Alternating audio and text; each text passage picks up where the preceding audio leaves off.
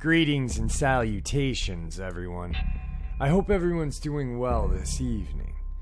Tonight I've got some terrifying Dogman encounters coming from Wisconsin. Before we get into these encounters, a couple of links I'd like to share. I have a second channel that's just for creepypasta, scary voice acting, and fan fiction. I just uploaded a new story on there tonight. And if those kind of stories are anything that you're interested in, follow that link and give them a listen. You might just like them.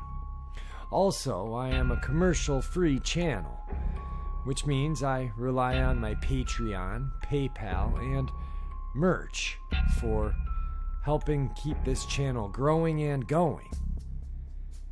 Those links are in the description as well. And with that, guys, I've taken enough of your time up with me. Let's get on with the Dogman encounters, shall we? Our first Dogman encounter of the evening. Jefferson County, Wisconsin, 1936. Mark Shackleman was driving along Highway 18 just outside of Jefferson, Wisconsin, when he noticed something digging in a field off the side of the road. The site was a location where a Native American burial ground was believed to be. When Shackleman slowed down to get a better look, the man turned around and faced him. It turns out that it was a hairy creature that stood on two legs, which Shackleman described as looking like a mix between an ape and a dog. The creature had the general shape of a large man with opposable thumbs and everything. Shackleman drove off in a hurry, but remained curious about the creature. The next night, he drove past the same area, hoping to see the creature again. He did. This time, the man-beast growled at him in a way that sounded eerily human, making the sound that he described as Gadara. Shackleman freaked out and the creature ran off. Our second Dogman encounter. Jefferson County, Wisconsin, 1964. Dennis Fulis was driving along Highway 89 around midnight when he saw a figure running across the road. When his headlights caught sight of the creature, it was eerily similar to a werewolf seen in 1936, just a couple of miles away. Large and muscular, stood around 7 feet tall, covered in dark brown hair with a dog-like face. Fulis saw the creature run across the road, jump over a barbed wire fence, and disappear into a cornfield. Fulis waited until the sun was up the next day to return to the scene where the werewolf sighting had happened. He had hoped to find tracks to prove the size of the beast, but the ground was too hard. He was able to find the place in the cornfield where the wolf had entered. The stalks of the corn were broken and askew in such a way that supported the theory that the man-beast of massive size had been there. Our third encounter of the evening, 1972, Jefferson County, Wisconsin. A woman, unnamed, called 911 when she heard someone trying to break into her rural home in the middle of the night. Upon further investigation, it appeared that it was not a person but a large animal that had tried to get in. A few weeks later, the creature returned and again tried to forcefully enter the house. This time, the woman saw the creature. She described it as 8 feet tall, covered in dark brown hair, and standing on two legs. It had long arms with hands that had long, sharp claws on them. When the creature couldn't get inside the house, it went out to the woman's barn and attacked the horse. The horse was alive, but had a deep cut across its back. The Wisconsin Department of Natural Resources investigated, finding a footprint that was said to be over a foot long.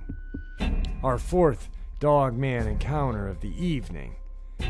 1989, Elkhorn, Wisconsin. The town of Elkhorn, about an hour south of Jefferson County, had its own reports of the Wisconsin werewolf.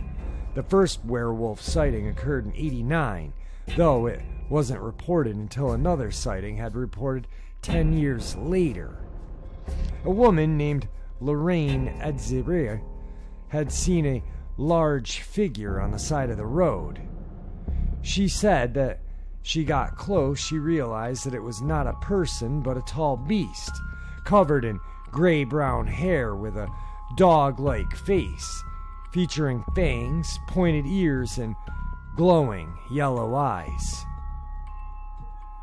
Our fifth encounter of the evening, 1989, Elkhorn, Wisconsin.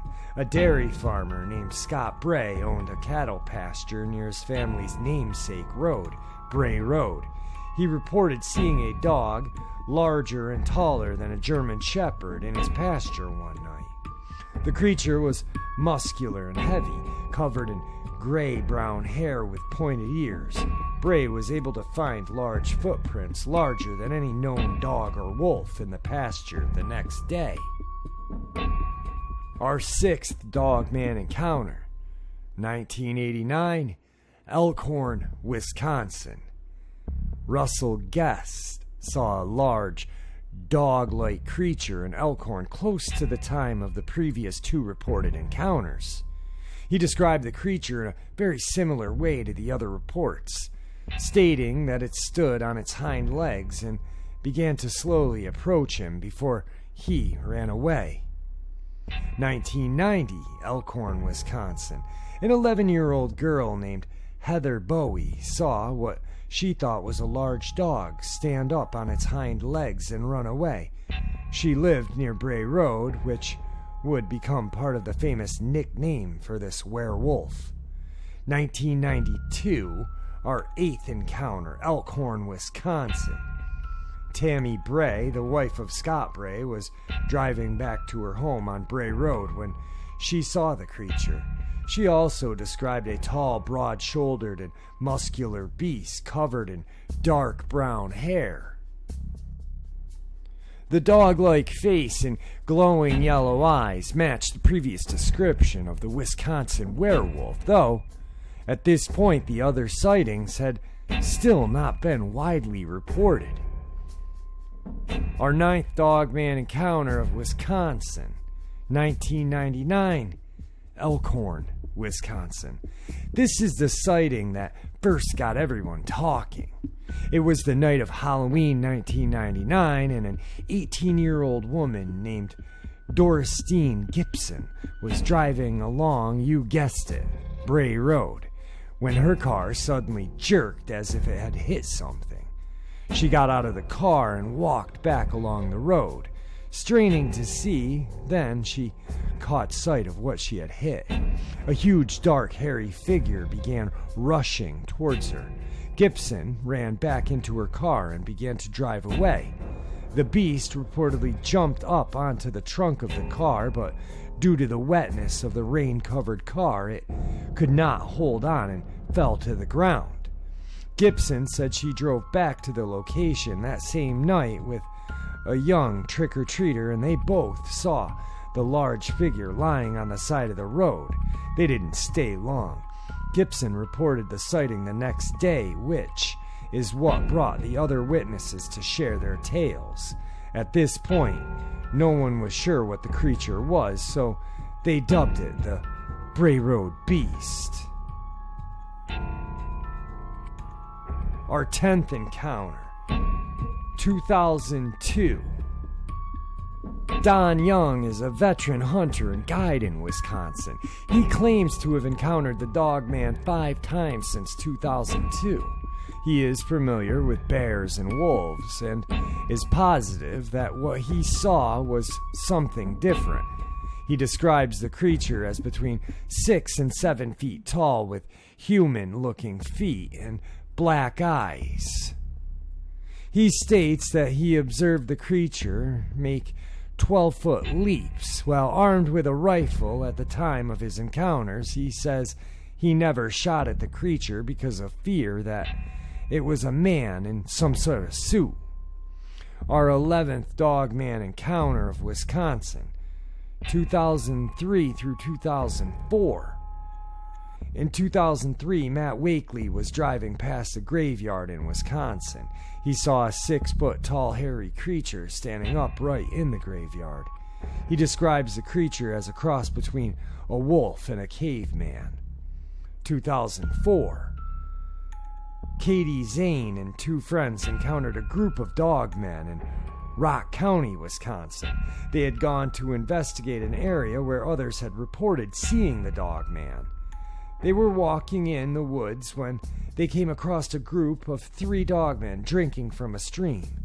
According to Zan, the creatures behaved like humans, but they were definitely not human. When the dogman began to approach the group, they ran away from the area. Our 13th Dogman encounter. Holy Hill Road, Washington County, Wisconsin, 2006. Steve Kruger, a DNR worker, is on his daily routes picking up deer carcasses. He parks his truck and throws a small doe in the bed. When he climbs back into the cab to fill out the paperwork, his truck starts to shake. At first, I didn't think anything of it, and it shook a little bit more vigorously a second time. I just glanced up into the rearview mirror and saw this big, hairy black, I don't know what it was. Steve threw the truck in drive and slammed on the gas. It was big, it was stocky. It had pointed ears on the top of its head, and it was bigger snout than a bear. I guesstimate between 6 to 7 feet tall. He also reported this animal to be very aggressive. Our 14th and final Dogman encounter of Wisconsin, mid-October 2010, Bray Road. In mid-October 2010, 4 people saw 2 upright wolf-like creatures on Bray Road on a very well-lit evening. First, the creatures ran across the road and within seconds were seen standing in the middle of a muddy, recently rain-soaked field. Their ears, muzzles, and canine legs were clearly observed. As soon as the witnesses stopped their car and rolled down their windows, both canines swiveled their heads towards the witnesses, dropped on all fours, and ran off. There were 4 people in one car and 2 people in the car behind them.